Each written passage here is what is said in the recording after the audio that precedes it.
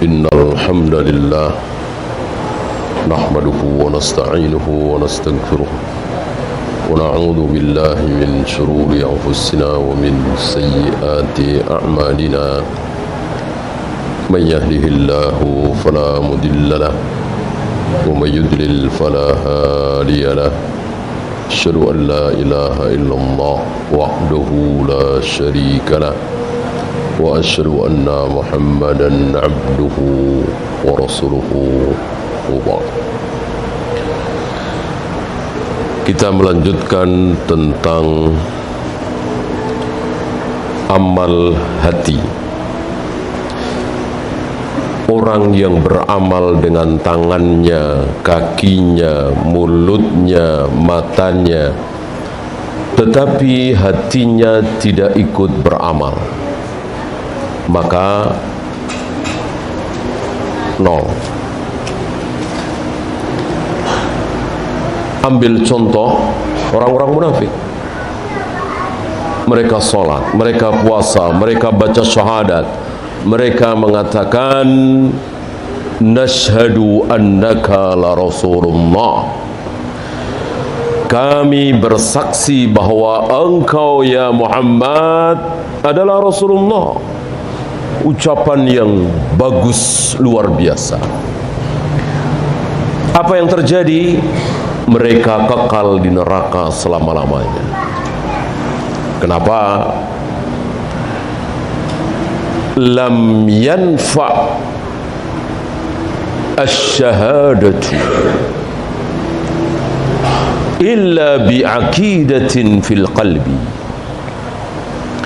Tidak ada manfaat sebuah syahadat, sholat, puasa dan seterusnya tanpa keyakinan di hati. Apa yang mereka dapatkan dari syahadat itu, dari sholat itu, dari puasa itu? Neraka. Karena hatinya tidak ikut. Maka amalan hati adalah amalan terbesar.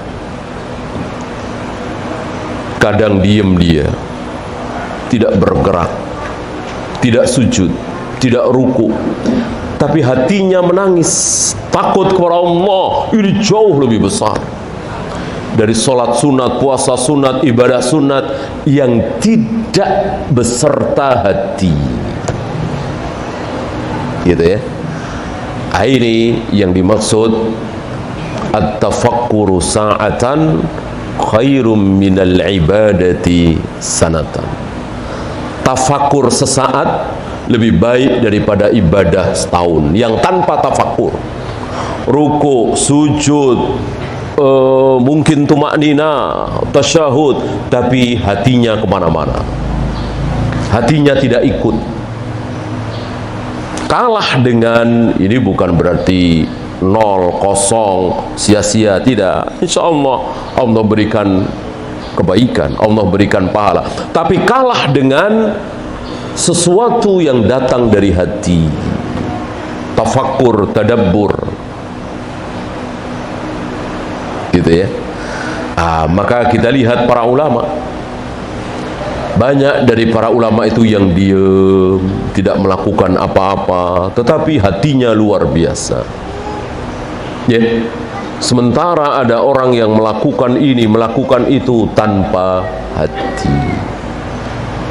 Ya. Dan ini adalah anugerah dari Allah. Tidak boleh antum meremehkan ruku, meremehkan sujud, meremehkan baca Al-Quran. Tidak boleh. Tidak boleh. Karena ikutnya hati untuk beramal, bisakah kita melakukannya? Tidak sanggup. Itu betul-betul pemberian Allah.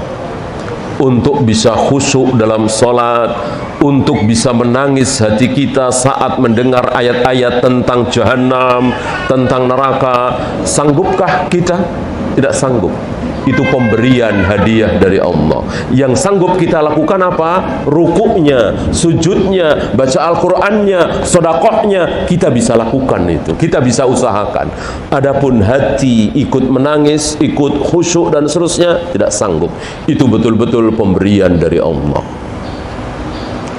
Ya. Setelah apa? Setelah kita terus berusaha, setelah kita terus untuk melawan hawa nafsu kita, setelah kita terus berusaha untuk taat kepada Allah, kita tinggalkan zina, kita tinggalkan khamar, kita tinggalkan judi, kita tinggalkan riba, sejauh-jauhnya Allah berikan hadiah. Apa? Sebuah kenikmatan ketika ibadah, sebuah rasa takut menangis ketika mendengar ayat-ayat tentang neraka. Ya. Oleh karena itu, antum jangan terkecoh dengan orang yang mengatakan perbaiki hati kita dulu. Perbaiki hati kita dulu.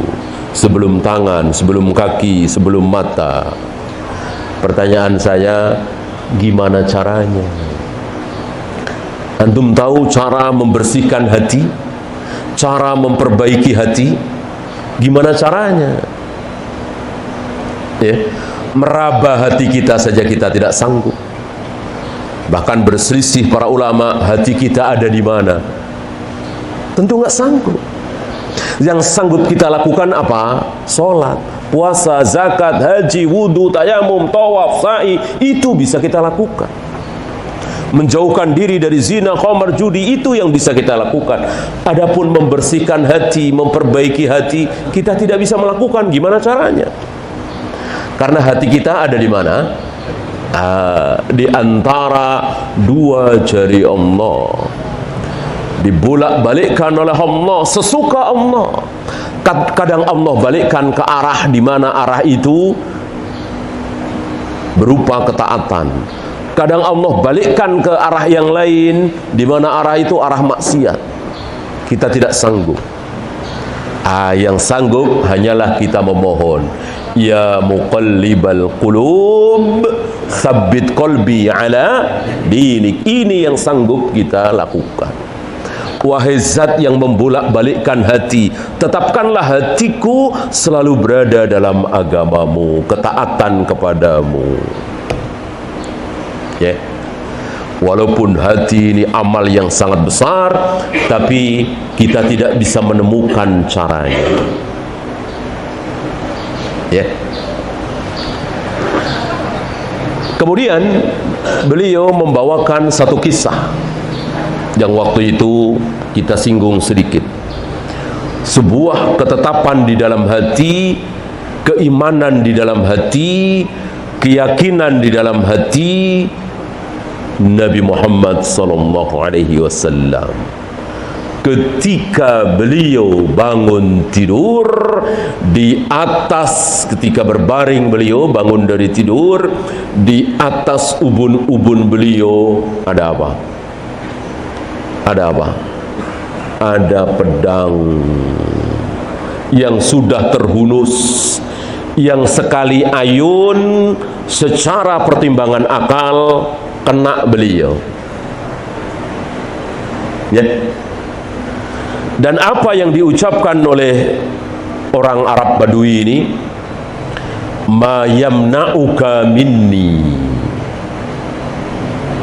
Ini kisahnya ketika Rasul dan para sahabat istirahat dari perjalanan panjang, mungkin safar jihad.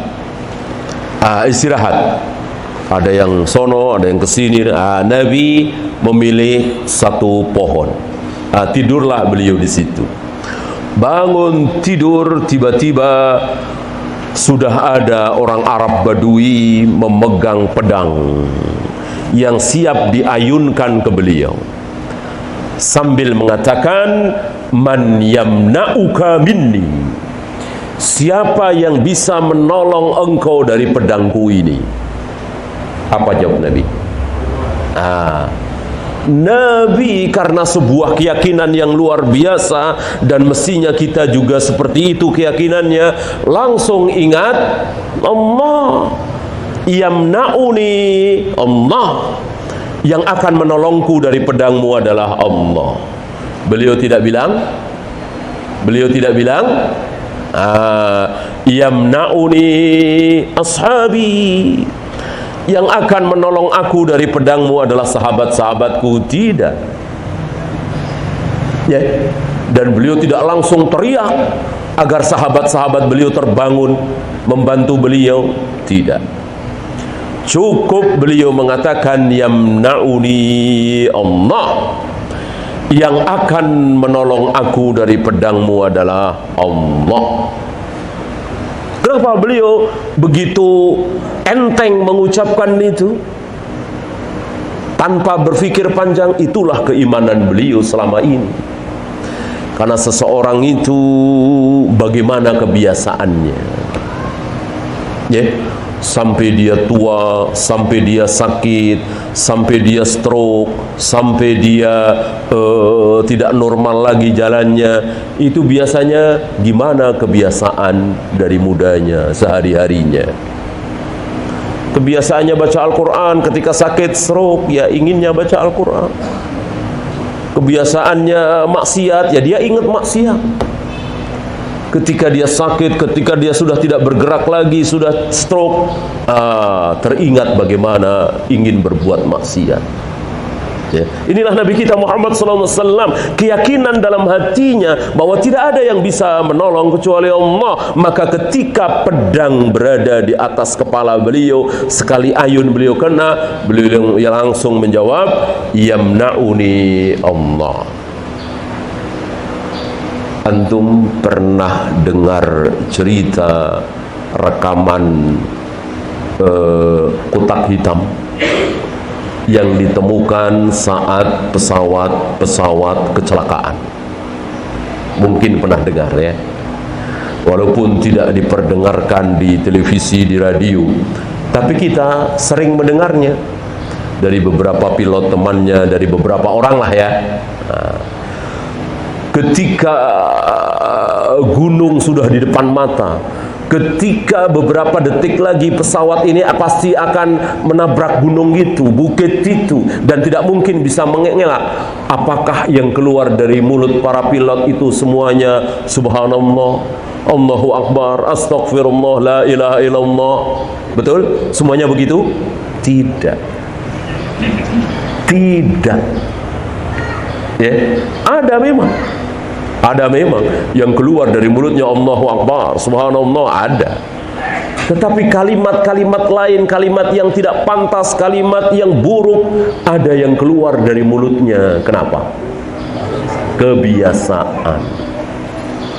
Ya, maka biasakan antum untuk mengucapkan astagfirullah, subhanallah, Allahu Akbar, la ilaha illallah, agar ketika ajal tidak terduga-duga, kalimat itu yang akan keluar dari mulut kita.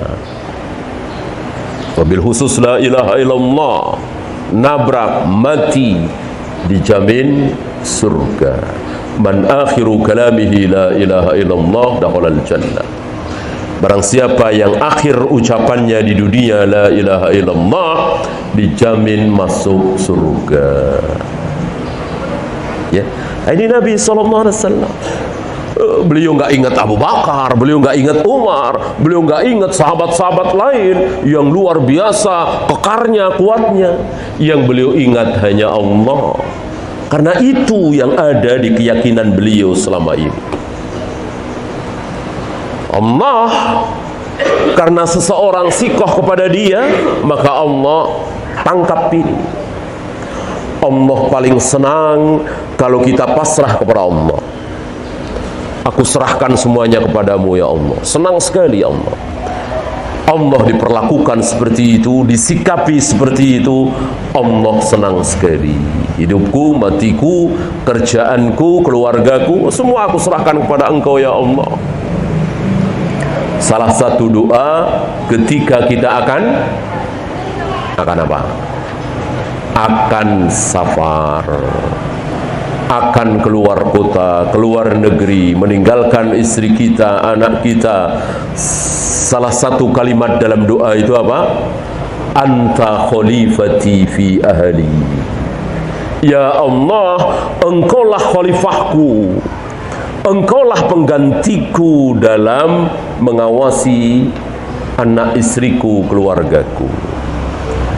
Kan Selama ini aku yang memberikan nafkah, membelikan makanan, minuman, menyuruh mereka sholat dan seterusnya, melarang mereka berbuat maksiat dan seterusnya. Sekarang seminggu ini ya Allah, 10 hari ini ya Allah, aku berpisah dari mereka, aku titipkan kepada Engkau, Engkau penggantiku. Kan begitu doa mau safar, ya kan? Serahkan kepada Allah. Ini menunjukkan ketidakbenaran bahwa manusia adalah khalifatullah fil ardh. Manusia itu khalifah Allah di muka bumi. Ini salah, keliru, terbalik. Justru Allah itu menjadi khalifah kita ketika kita meninggalkan anak istri kita. Maka istilah manusia khalifah Allah, istilah yang keliru. Tidak pernah diajarkan oleh Allah dan Rasulnya. Tidak ada di ayat, tidak ada di hadis. Ya. Lianna Allah huwa alladhi yamliku an-naf'a wad-dharra wal-khalqa wat-tadbir wat-tasarruf. Hanya Allah satu-satunya yang bisa memberikan manfaat, mudarat, menciptakan, mengatur, merubah, dan apapun hanya Allah. Idla syarika lahu fima yaqtasu bihi. Tidak ada yang berserikat dengan Allah dalam hal rububiyah, dalam hal uluhiyah, dalam hal asma wa sifat. Adakah yang bersekutu dengan Allah tentang 3 hal ini? Tidak ada. Adakah yang ikut mengatur jagat raya alam semesta ini bersama Allah? Tidak ada. Tidak Jibril, tidak Mikail, tidak para nabi, tidak rasul. Betapa buruknya keyakinan sebagian tarekat-tarekat sufiyah yang meyakini adanya wali-wali abdal, wali kutub. Kata mereka wali-wali ini ikut mengatur dunia bersama Allah. Ini syirik yang luar biasa, syirik yang terang benderang. Bahkan mereka membuat istilah khusus, apa? Ghaithu hadzal zaman, penolong zaman ini. Mereka punya keyakinan sesat bahwa setiap 100 tahun sekali ada ghaithu hadzal zaman. Kalau dia mati akan muncul penggantinya, kalau dia mati akan muncul penggantinya.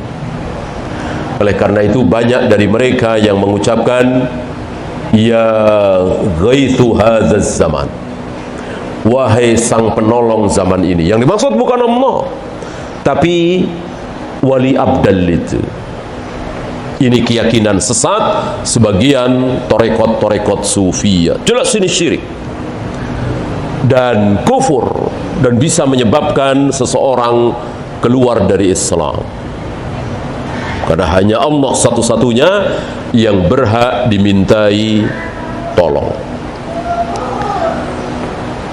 Bagaimana uluhiyah? Sama.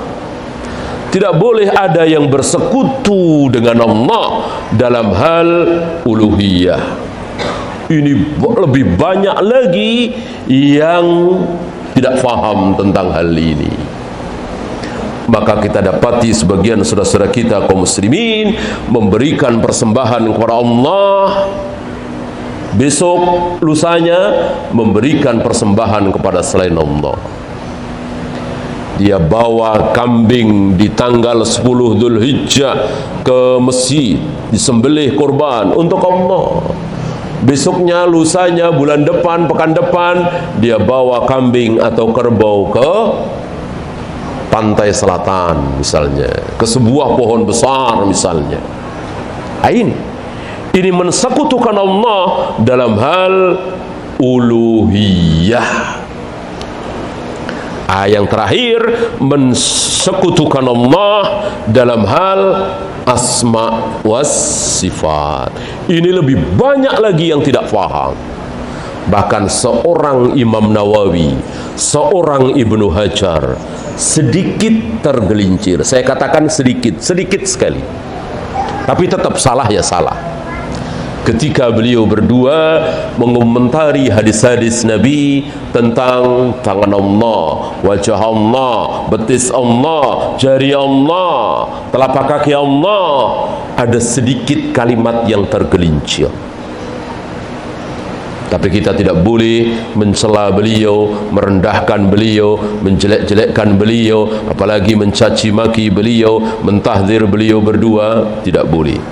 Jangan seperti anak-anak muda di Yaman sana, yang oleh para ulama disebut sebagai Haddadiyun, yaitu sebuah kelompok yang mentahdir, memperingatkan kaum muslimin, hati-hati Imam Nawawi, hati-hati Ibnu Hajar, bakar kitab Syarah Sahih Muslim, bakar kitab Fathul Bari. Ini ditulis oleh Imam Nawawi dan Ibnu Hajar, jangan dibaca. Ini gulu, ini berlebihan, ini keterlaluan. Kenapa? Karena kesalahan beliau berdua sedikit.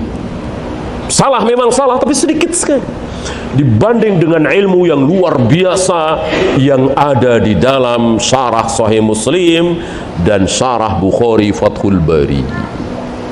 Kita harus adil. Adapun beliau salah, salah. Jelas beliau salah.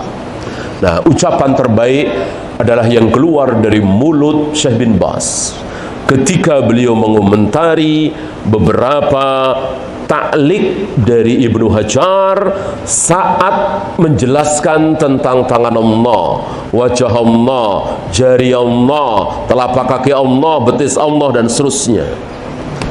Yang tergelincir tadi, bahwa belum ada wanita yang sanggup melahirkan manusia seperti Ibnu Hajar dan Imam Nawawi. Dan kitab ini kitab yang luar biasa, kitab Fathul Bari. Tetapi ini dia. Tetapi ada hal-hal yang kita tidak boleh diam terhadap beberapa kalimat dalam kitab ini. Inilah ulama adil, tidak seperti Khawarij. Orang Khawarij sangat tidak adil. Bayangkan, ada orang bersyahadat, beriman, menyembah Allah, salat, puasa, zakat, haji, sekali minum khamar, kafir. Sangat tidak adil. Sangat tidak adil. Bahwa minum khamar dosa yang sangat besar, betul, tapi menyebabkan kafir? Tidak. Inilah Khawarij, jauh dari keadilan. Oleh karena itu, Allah tidak pernah dan tidak akan pernah memberikan kekuasaan kepada Khawarij. Tidak akan pernah. Kita tidak ragu dengan sabda Nabi, kullama dhahara minhum qarnun kuti', kullama dhahara minhum qarnun kuti', kullama dhahara minhum qarnun kuti'. Setiap kali mereka muncul ke permukaan, disikat, muncul, dihabisi, muncul, diserang. Yang menyerang kadang ahlu sunnah, kadang asy'ariyah, kadang mu'tazilah, kadang orang-orang kufar, Yahudi dan Nasrani. Ya, sepanjang zaman. Ya, dan kita tidak ragu dengan sabda Nabi sallallahu alaihi wasallam.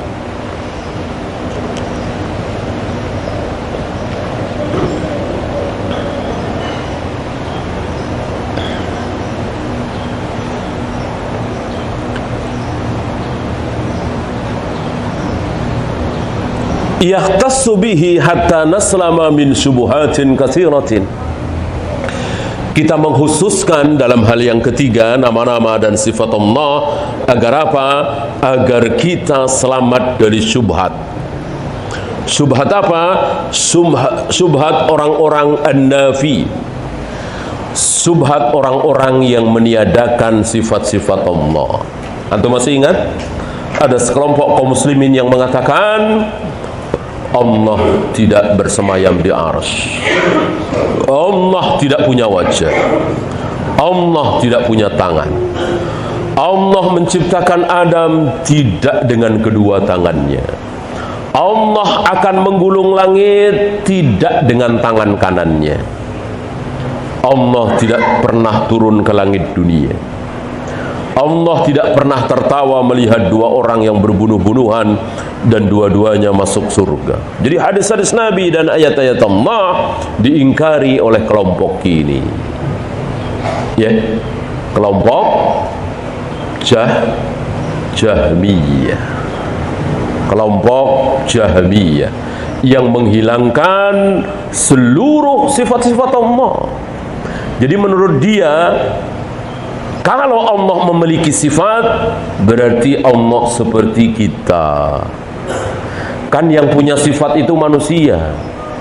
Bumi, langit, Jibril, Mikail, Rasulullah, itu punya sifat. Makhluk.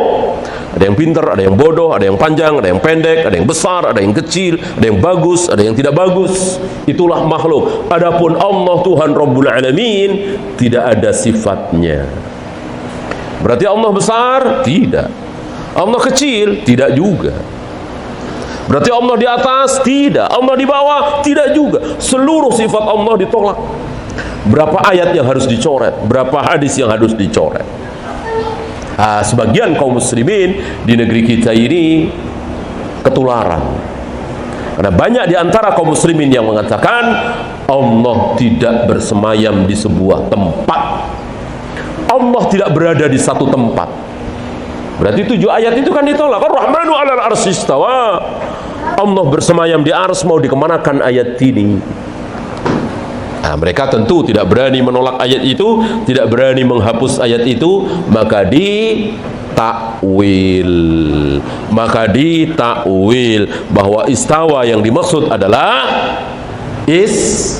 istaula, menguasai.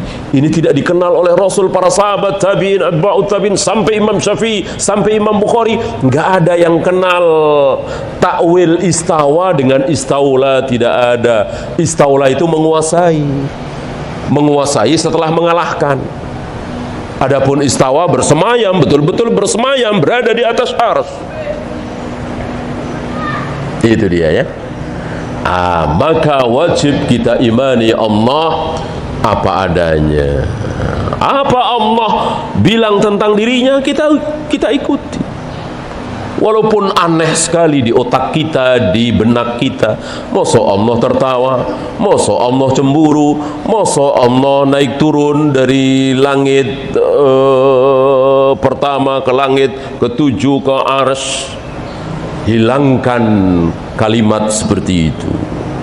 Terserah bagi Allah untuk berbuat apa saja, termasuk ketika Allah turun ke langit dunia.